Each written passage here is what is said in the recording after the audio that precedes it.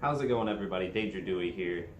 Today I'm going to be talking about dating outside of the furry fandom and some experiences that I've had with it. Now, this isn't a, generalization of anything or anything like that. This is just a story that I felt like I would like to tell just because it was a little bit bullshit. So for starters, around the time I stopped doing YouTube, this relationship was honestly kind of the part of it. The guy that I was dating at the time wasn't entirely comfortable with the furry fandom. He had been around it before, knows it exists, and all of that good stuff. But he wasn't entirely comfortable with it.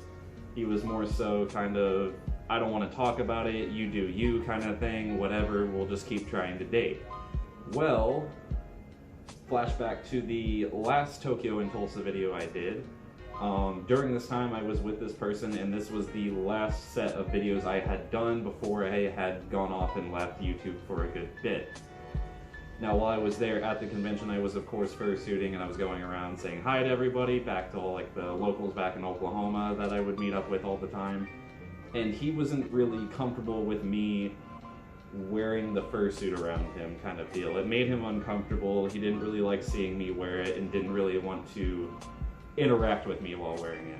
So he ends up leaving the convention, and I'm kind of there by myself, and I do my thing, I make my content, and I, do what I normally did.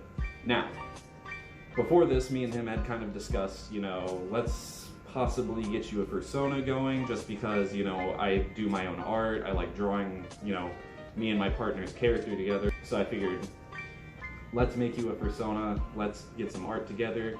He kind of agreed, and it was more honestly his idea than mine. I had brought it up early in the relationship. He was kind of like, nah, I don't want to do that. And then once it got around the time of Tokyo and Tulsa, now known as Tokyo OK, he started to get really interested in getting a character just so we could get art together and stuff like that. So, of course, I've designed several characters myself. I've designed some characters for people. So I was like, all right, what species, what aesthetic, what colors, interests, stuff like that. And we kind of got onto the idea of doing a lion character because he had long hair, and I guess it kind of fit with him. So he wanted a retro kind of vaporwave kind of vibe, wanted purple and cyan and pink and stuff like that, wanted to make the character dress like him and all this other stuff. Segue back a little bit, a couple years, there was an artist that would honestly go to Tokyo OK just about every year that I went. Their name was Ratty Creations. I'll put a link up here or something like that, or down below. I don't know, we'll figure out post-editing. But yeah, I would commission them every year I went. I would always get a new art piece with them, and they're honestly one of my favorite artists to commission in person. I would tip as much as possible whenever I was there as well. So, back to the present time, he's gone, I'm at the convention by myself, I'm commissioning this art for him from this artist that I really like to get this character made for him.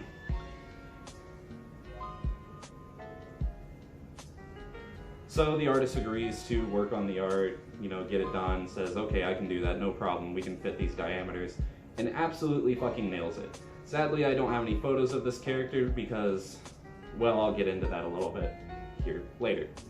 But I get the character made. It's in a laminated badge, basically full body. Everything was met to specifications and all that.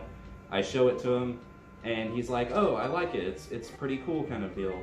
And then later on that night it turned into, no, I don't really like it. I don't want it. Just get rid of it, basically. So not only did I waste my time going to commission it, designing the character with him, getting myself hyped up to even, get the character made so we could get art together. On top of that, wasting the artist's time to, go and make this design from scratch for a very decent price as well. I think I paid like $35 for the badge. Ended up having to sell the character for the price I paid for the badge, which was honestly really disheartening because the character did turn out really good. I honestly liked it myself, but I wasn't going to hold on to something that wasn't meant for me. It was meant for the person I was in a relationship with at the time, and he completely just kind of wasted my time, got my hopes up on doing art, and just kind of wasn't vibing with me. I'm not gonna sit here and say, oh, dating outside the fandom's bad, it's a bad idea, blah blah blah. You know, you shouldn't date someone that's not a furry. You shouldn't really date someone that isn't comfortable with you. Someone that, you know, isn't into you 100%. They like parts of you rather than you as a person as a whole. I think that's what it really gets down to. It's not about, you know, only dating furries because you have that same middle ground. It's more about finding the person that is accepting enough of you so you can be yourself around them and all that. But like I said originally, whenever I first got with this guy, he wasn't really comfortable with it at all. I ended up deleting a lot of my social media, and I think I went down to just Facebook because that's where a majority of my friends are. And yeah, I kind of just went silent for the whole time that I was dating this guy because I felt I needed to suppress my interests and my hobbies just to appease him and make the relationship go well. And the relationship didn't go well. We ended up breaking up after like, I don't know, 4 or 5 months maybe. Yeah, it was one of the like silliest, like kind of shitty situations I've been in where like I just commissioned art for no reason basically, just to basically give it off to somebody else.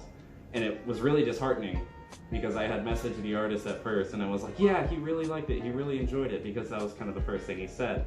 I never really followed up and said, well, he ended up not wanting the character and I kind of just had to end up selling character rights for it. But anyways, I guess that information's out there now, so if the artist happens to be watching this, I apologize, probably don't even remember, but yeah, it was a sucky situation on my end. As always, leave some stories in the comments, you know, let me know if you have any similar stories that happened to you. What's your experience dating outside of the fandom? I've heard, you know, lots of crazy horror stories about people finding out that their spouse or their boyfriend or girlfriend or whatever is a furry and it just going absolutely south. But yeah, let's get some discussion going in the comments. Be sure to like, subscribe, all that fun button pressing stuff on YouTube that you may or may not do, which is fine. But anyways, this has been Danger Dewey. I'll see you in the next video.